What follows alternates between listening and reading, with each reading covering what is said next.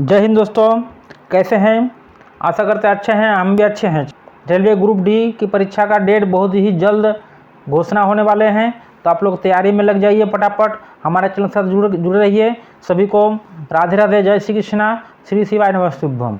जो नए विद्यार्थी जुड़ रहे हैं वो चैनल को जरूर सब्सक्राइब कीजिए और बेल आइकन प्रेस कीजिए ताकि सबसे पहले आप तक नोटिफिकेशन हमारा वीडियो का पहुंच जाए। आज के वीडियो में हम लोग सामान्य विज्ञान से संबंधित प्रश्न पढ़ेंगे, जीके जीएस। ठीक है, तो चलिए आगे बढ़ते हैं और हम लोग देखते हैं सामान्य विज्ञान संबंधी क्या क्या प्रश्नोत्तर जीके जीएस है। ठीक है, इससे पहले जो पुराने विद्यार्थी है अपने दोस्तों को जरूर शेयर कीजिए। ठीक है, और हमारे साथ चैनल में बने रहिए और वीडियो को जरूर अंत तक देखिएगा क्योंकि बहुत मेहनत से आप लोगों के लिए वीडियो बना के लाते हैं। और देखते हैं सामान्य विज्ञान से जीके जीएस संबंधित जो प्रश्न उत्तर है, पहला प्रश्न क्या है। चलिए बढ़ते हैं और ले चलते हैं सीधा डेस्कटॉप पर आप लोगों को और देखते हैं आज का पहला क्वेश्चन। चलिए, आज का पहला प्रश्न है, सबसे बड़ी कोशिका किसकी होती है। ठीक है, तो यहाँ पर दिया है शुतुरमुर्ग का अंडा, माइक्रोप्लाज्मा, तंत्रिका कोशिका, इनमें सभी। तो इसका सही ऑप्शन हो जाएगा ए, यानी सबसे बड़ी कोशिका किसकी होती है, यानी शुतुरमुर्ग की अंडा की। तो सही आंसर क्या हो जाएगा, ए। ठीक है, नेक्स्ट क्वेश्चन में बढ़ते हैं। कोशिका की खोज किसने की। ठीक है, तो यहाँ इसका सही उत्तर हो जाएगा रॉबर्ट हुक ने। रॉबर्ट हुक ने सबसे पहले कोशिका की खोज की थी, तो सही आंसर हो जाएगा ऑप्शन बी। ठीक है, ऑप्शन बी हो जाएगा सही आंसर। आगे बढ़ते हैं। अगला प्रश्न स्क्रीन पर आपके सामने है, निम्न में धातुओं का उपयोग कहाँ किया जाता है।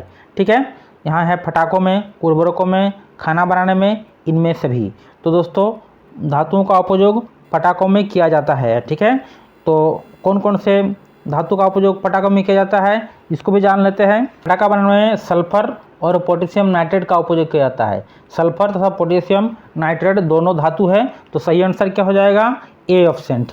अगला क्वेश्चन, विद्युत की सुचालक धातु का नाम क्या है।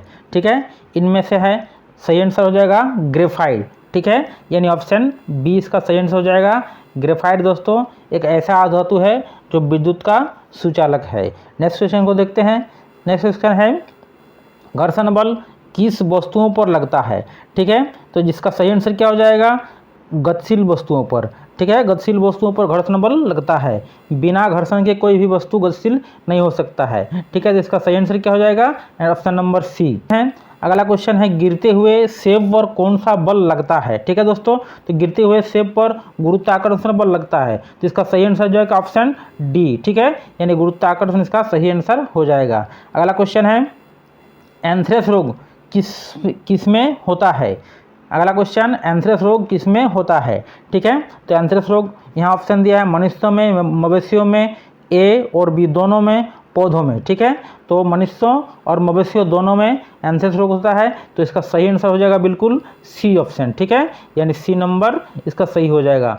एंथ्रेक्स रोग मनुष्यों में होती है, मवेशियों में होती है। ठीक है, तो दोनों में होती है, ए और बी, यानी ऑप्शन नंबर सी। अगला क्वेश्चन स्क्रीन पर आपके सामने है, कौन सा कोशिकांग आत्मघाती की थैली कहलाता है। तो दोस्तों इसका सही आंसर हो जाएगा लाइसोसोम, है ना। लाइसोसोम को आत्मघाती का थैली भी कहा जाता है, कोशिका के आत्मघाती की थैली कहा जाता है लाइसोसोम को। तो सही आंसर क्या हो जाएगा, बिल्कुल ऑप्शन नंबर बी। कौन सा कोशिकांग आत्मघाती की थैली कहलाता है, तो लाइसोसोम। कोक किसका शुद्ध रूप है। ठीक है, यहाँ ऑप्शन दिया पेट्रोल, कार्बन, ईंधन, इनमें सभी। तो ऑप्शन नंबर बी आपका सही आंसर हो जाएगा, यानी कार्बन का सही रूप है कोक। ठीक है, तो याद रखिएगा ऑप्शन नंबर बी बिल्कुल सही आंसर हो जाएगा। अगला क्वेश्चन, ईंधन का ऊष्मीयमान का मात्रक कौन सा है। आपको ईंधन का ऊष्मीयमान का मात्रक बताना है। ठीक है दोस्तों, तो ईंधन का ऊष्मीयमान का मात्रक किलो जूल या केजी होता है। ठीक है, तो सही आंसर क्या हो जाएगा, ऑप्शन नंबर बी, केजी या किलो जूल। तो अगला क्वेश्चन आपके सामने स्क्रीन पर है, कौन दुर्लभ विद्युत धारा के प्रभावित होने पर भी दीप्त होता है। यहाँ डी ऑप्शन दिया गया, डी लिखा गया है, जिसका सही हो जाएगा दीप्त होता है। ठीक है दोस्तों, तो एलईडी जो बल्ब होता है या एलईडी होता है वो दुर्लभ विद्युत धारा में प्रवाहित होने पर दीप्त होता है? तो सही होगा। प्रश्न फिर से सुन ले, कौन दुर्लभ विद्युत धारा के प्रभावित होने पर भी दीप्त होता है? तो एलईडी इसका सही आंसर हो जाएगा। अगला प्रश्न स्क्रीन पर आपके सामने है, जो पिंड दूसरी वस्तुओं को प्रकाश से चमकते हैं उन्हें क्या कहते हैं? ठीक है, ऑप्शन आपके सामने है, बुलेट पिंड, दीम पिंड, प्रदीप्त पिंड, उल्का पिंड। तो बिल्कुल सही आंसर हो जाएगा ऑप्शन नंबर सी। ठीक है, यानी प्रदीप्त वस्तु। ठीक है, तो सही आंसर क्या हो जाएगा? प्रदीप्त वस्तु जो दूसरी वस्तु के प्रकाश से चमकते हैं। अगला क्वेश्चन आपके सामने, एक उच्च आघातवर्धनीय धातु जिसका उपयोग खाद्य पदार्थों को पैक करने के लिए किया जाता है, उसका नाम आपको बताना है। ठीक है, तो कौन सा ऐसे आघातवर्धनीय धातु है जो खाद्य पदार्थ के पैक करने के लिए किया जाता है?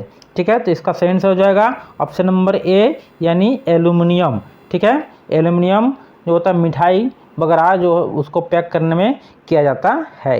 नेक्स्ट क्वेश्चन आपके सामने स्क्रीन पर है, वायुमंडल में ऑक्सीजन कितना प्रतिशत होता है? ठीक है, वायुमंडल में ऑक्सीजन कितना प्रतिशत होता है? तो इसका सही आंसर हो जाएगा ऑप्शन नंबर बी, 21% ऑक्सीजन वायुमंडल में होता है।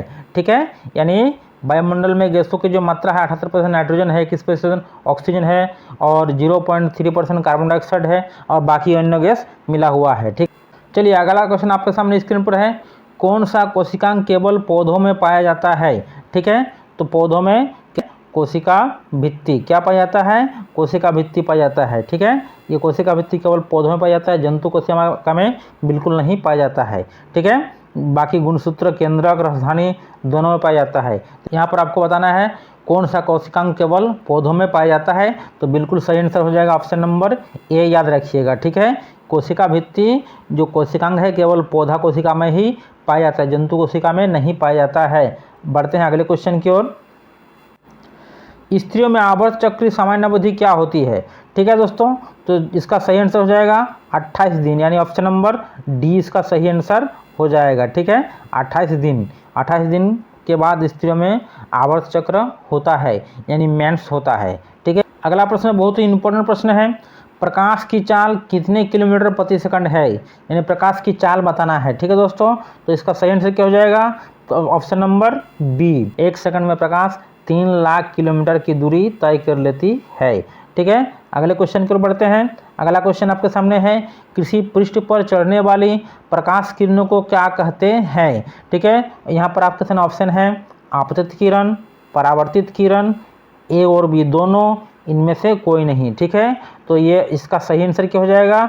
ऑप्शन नंबर सी हो जाएगा इसका सही आंसर, यानी ए और बी दोनों। ऑप्शन नंबर सी इसका सही आंसर हो जाएगा, ए और बी दोनों। ठीक है, अगला क्वेश्चन को बढ़ते हैं। अगला क्वेश्चन आपके सामने स्क्रीन पर है, पीतल है, पीतल क्या है इसको आपको बताना है। धातु है, अधातु है, मिश्र धातु है, उपधातु है।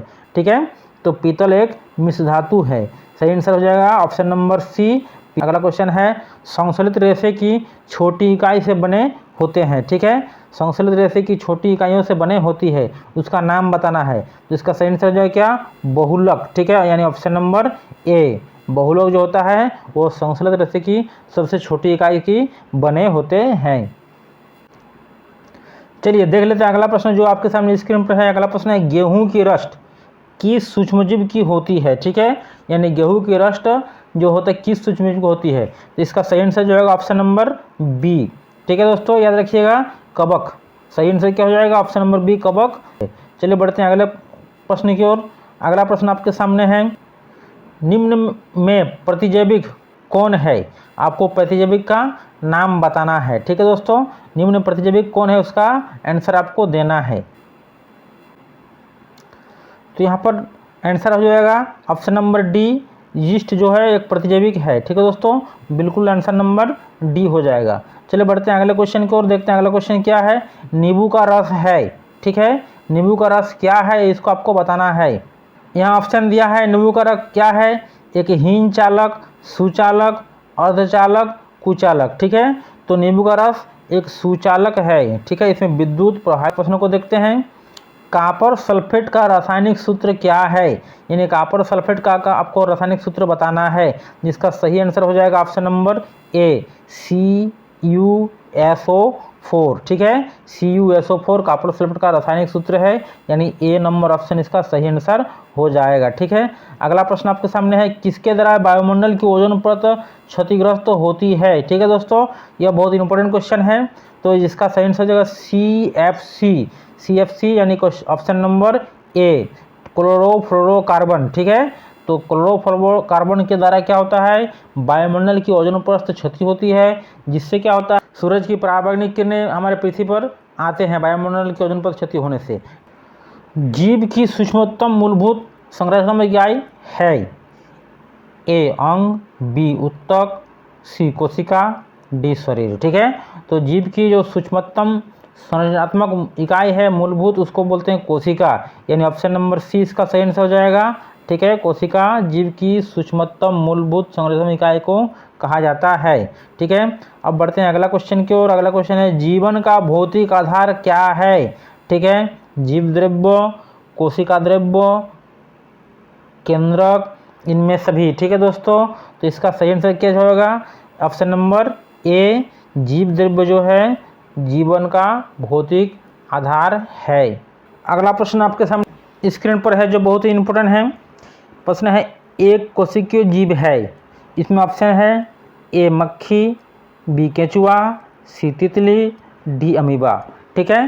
तो इसका सही आंसर हो जाएगा ऑप्शन नंबर डी, अमीबा, ठीक है। अमीबा एक कोशिकीय जीव है, बाकी मक्खी, केंचुआ, तितली ये सभी जो है बहुकोशिकीय जीव है, और एक कोशिकीय जीव का नाम है अमीबा, इसलिए सही आंसर जाएगा ऑप्शन नंबर डी, अमीबा। अगला प्रश्न को देखते हैं, जो आपके सामने स्क्रीन पर है। सबसे छोटा एक कोशिकीय जीव कौन सा है, ठीक है। सबसे छोटा एक कोशिकीय जीव कौन सा है, इसका ऑप्शन है यीस्ट, बी नंबर में जीवाणु, सी नंबर में अमीबा और डी नंबर में माइकोप्लाज्मा। ये सभी एक कोशिकीय जीव का उदाहरण है, ठीक है। तो इनमें सबसे छोटा कोशिकीय जीव का आपका आंसर देना है, तो इसका सही आंसर क्या हो जाएगा, option number D, option number D, यानी माइकोप्लाज्मा जो है सबसे एक कोशिकीय छोटा जीव है, ठीक है। तो सही आंसर हो जाएगा ऑप्शन नंबर डी।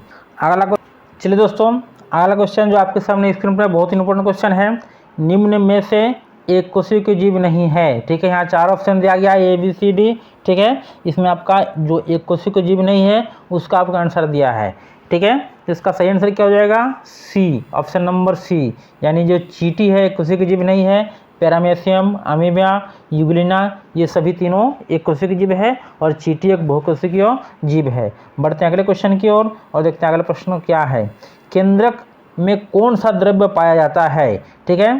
केंद्रक में कौन सा द्रव्य पाया जाता है, इसका सही आंसर क्या हो जाएगा, ऑप्शन नंबर सी, यानी कोशिका द्रव्य केंद्रक में पाया जाता है, ठीक है। तो सही आंसर हो जाएगा ऑप्शन नंबर सी।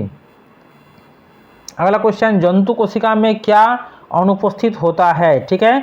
जंतु कोशिका में क्या अनुपस्थित होता है, तो ऑप्शन नंबर इसका ए बी सी डी आपके सामने दिया है, तो इसका सही आंसर क्या हो जाएगा, ऑप्शन नंबर सी, कोशिका भित्ति, ठीक है दोस्तों, कोशिका भित्ति।